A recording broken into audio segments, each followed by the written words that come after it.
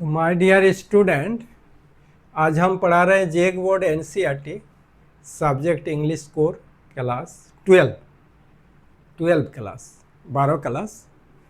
इसमें आपका text book का चैप्टर 2 का पढ़ाएंगे कीपिंग क्वाइट, चुप रहना।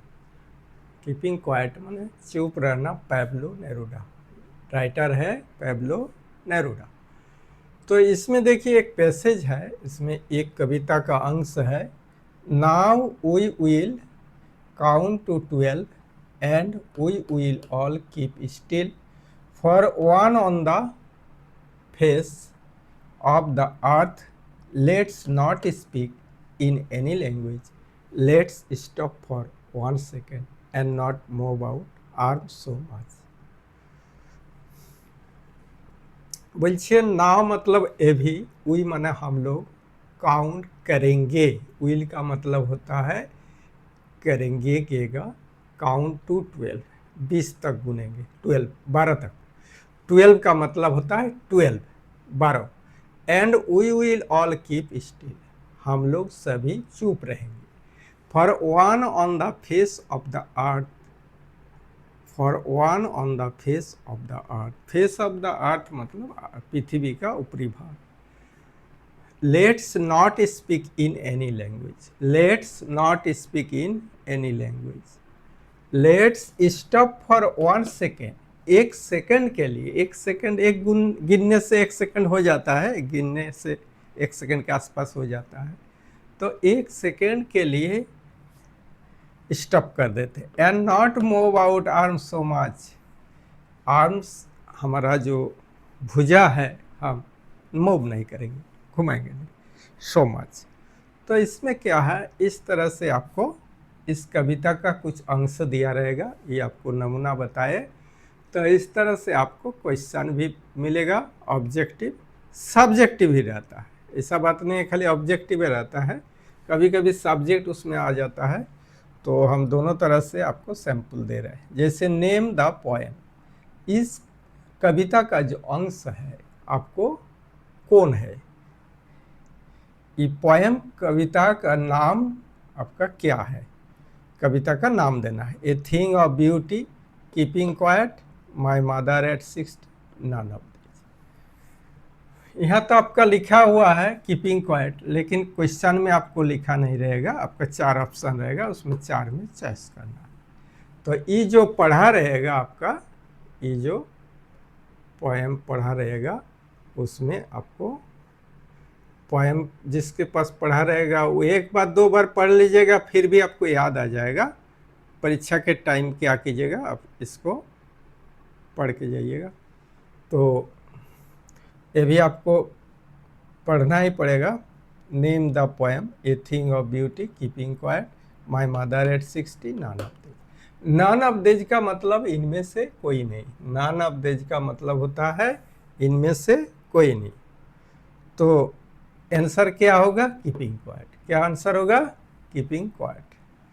क्वेश्चन नंबर 2 में है, what does counting up to 12 signify.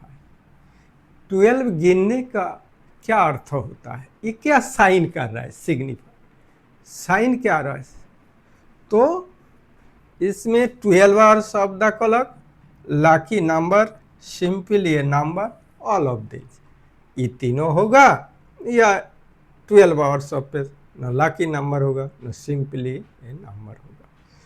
तो 12 आवर्स ऑफ द क्लॉक, घड़ी में 12 घंटा होता है, 12 घंटा का घड़ी होता है। रेलवे में आपका 24 घंटा का घड़ी होता है।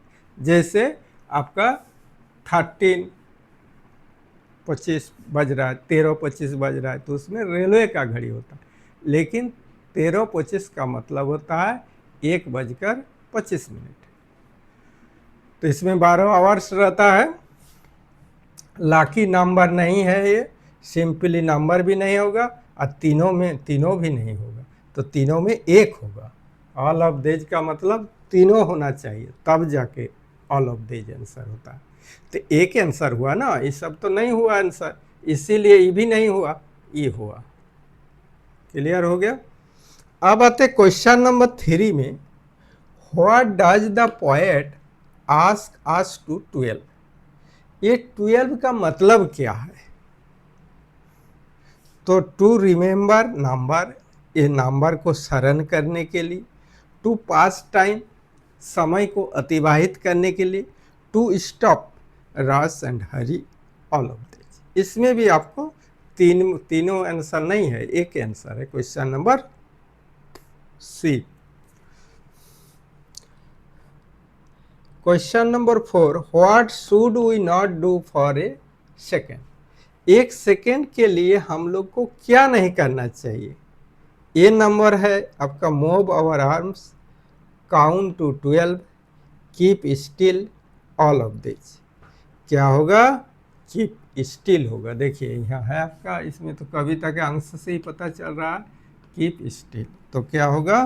Keep still. इस तरह से आपको क्वेश्चन, आपको पैटर्न आपको बता दिए। इस तरह से आपको समझ के करना होगा। जब तक आप कविता को पूरा नहीं समझिएगा अंश ये पोएम का, तो आपको पता नहीं चलेगा। अब आते हैं subjective type question. Subjective type question क्या होता है? आपका लिखना पड़ता है, उसका अर्थ लिख के आंसर देना पड़ता है। तो क्वेश्चन नंबर 1 बता रहा है, what will counting up to 12 and keeping still help us achieve? क्या अचीव कर रहा है? हम अगर चुप रहेंगे, स्टिल का मतलब होता है स्टैचू, हम लोग जो करा देते हैं ना, दुनिया को स्टैचू बना देते हैं। तो इसमें क्या होगा? तो क्या फायदा होगा आपका? तो यही आपको जानना पड़ेगा। The poet wants us to keep still till he count 12. The poet wants us to keep still till he count 12. 12 गुनने तक, 12 गिनने तक क्या बोल रहा है? वंस माने हम लोग को चाहिए, आस माने हम लोग को, टू कीप माने रखना, स्टिल जैसा है एकदम स्टिल रहना चाहिए, क्वाइट स्टिल, चुप रहना चाहिए।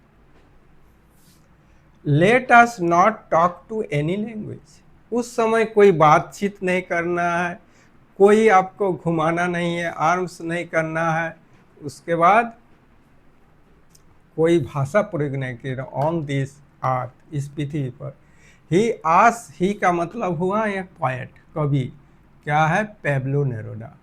पेब्लो नेरुदा आपको ask to stop moving our arm so much for 1 second, 1 second के लिए हाथ पैर चुप रहना है। Engines and other machine, engine का मतलब होता है मशीनरी चीज़ है इंजन, मशीन का अंदर में रहता है इंजन। तो इंजन और machine must come a halt for a moment, उसको भी हल्ट कर देना है। कोई साउंड नहीं, कोई स्तब्ध, दुनिया पृथ्वी क्या हो जाएगा? स्तब्ध हो जाएगा दुनिया। तो क्या होगा? कुछ क्षति नहीं होगा, इसमें लाभ होगा दुनिया में। Question number 2, let's not speak any language says the poet. Why? क्यों बोल रहा है कोई बात नहीं करना, कोई भाषा का प्रयोग नहीं करना चाहिए? The people of the world have been including in hers and blood harass. इसमें क्या कहता है? क्या क्या करता है? वर्ल्ड में हरास कर रहा है, and blood shades on minor excuse. थोड़ा से बात पर दुनिया क्या हो गया है? एक दूसरे के प्यासा हो गया, एक दूसरे का प्यासा हो गया है। थोड़े से बात के लिए बहुत बड़ा फैक्टर बन गया। If they keep quiet they may not indulge in reasoning, dispute and quarrels. तो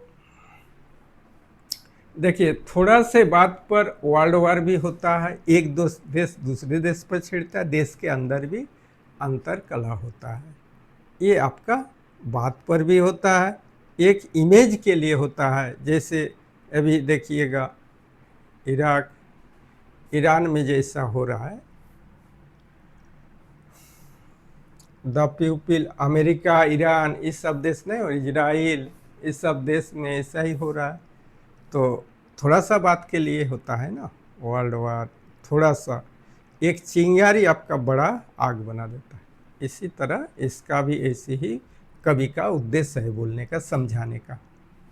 कवि क्या करता है, अपना भाव प्रकट करता है। कवि क्या करता है, अपना भाव प्रकट करता है। इसमें क्या है, आपको फैक्ट अलग है और वो भी मिल भी जाता है। देखिए अभी जो घटना घट रहा है, ये कवि जो बताया पहले, कितना पहले लिखा हुआ है, लेकिन आज देखिए वो सच हो रहा है।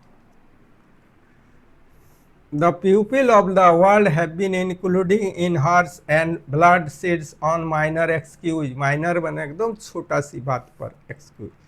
If they keep quiet, अगर ये चुप रहता है, they may not indulge in reasoning, dispute and quarrels. कोई डिस्प्यूट नहीं रहेगा, सब समाधान, सब चीज का समाधान हो जाएगा। So let them keep quiet and not speak in any language. This will ensure peace. ये क्या करता है, आपको शांति का एक माध्यम बता रहा है। ये क्या है, कवि जो लिखा है कीपिंग क्वाइट, ये जो कविता का अंश है, कविता है, इसको पैब्लो नेरूदा बता रहा है कि चुप रहने से दुनिया का शांति कायम होगा, कोई क्षति नहीं होगी। What should we not do for a second? We should cease all activities. हमारे जो क्रियाकलाप है, सारे क्रियाकलाप सीज कर देना फॉर ए सेकेंड, एक सेकेंड के लिए। Man has used his arms only to kill and harass and to others, harass one another। हम लोग क्या कर रहे हैं, यहाँ जो आपका आदमी है, सब दूसरे आदमी को हैरास कर रहा है, कि मतलब नहीं है, इसका कोई मतलब नहीं होता, बेमतलब करता है।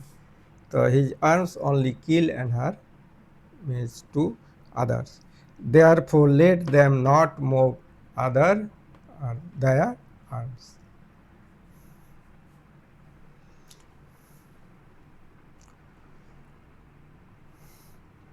Therefore let them not move their arms। इसीलिए बोल रहा है चुप रहना चाहिए, आर्म्स को हिलडुल नहीं करना, स्टिल रहना चाहिए, quite still. Question number 4, according to the poet what can the earth teach us.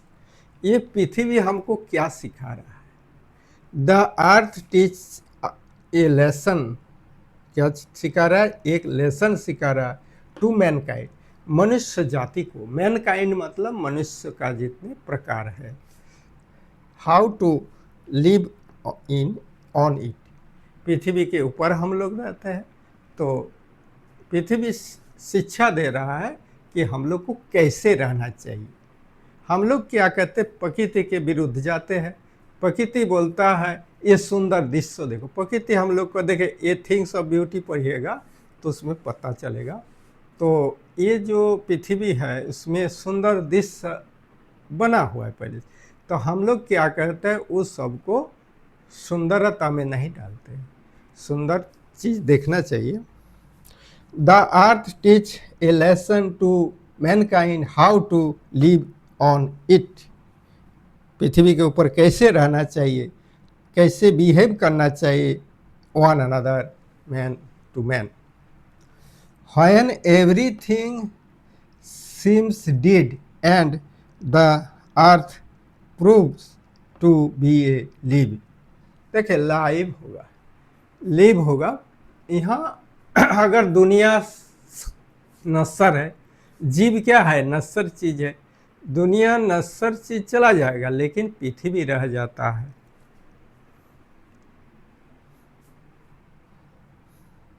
It is never dead, ये कभी मरता नहीं है। तो ये कविता आपको क्वाइट शिक्षा की कविता है, इसका भाव यही बता रहा है कि हमें कुछ चीज़ में चुप रहने से क्या होता है, बढ़ता नहीं है आगे, कोई क्विरल, कोई झमेला, एंग्री बढ़ता नहीं है। यही आपको इस कविता का मूल उद्देश्य है कवि को समझाने का। इसका मतलब चुप क्या कर्म विहीन नहीं होना चाहिए, ये नहीं बता रहे। देखिए कभी कभी क्या होता है, कुछ नहीं करना चाहिए, रेस्ट टू रेस्ट।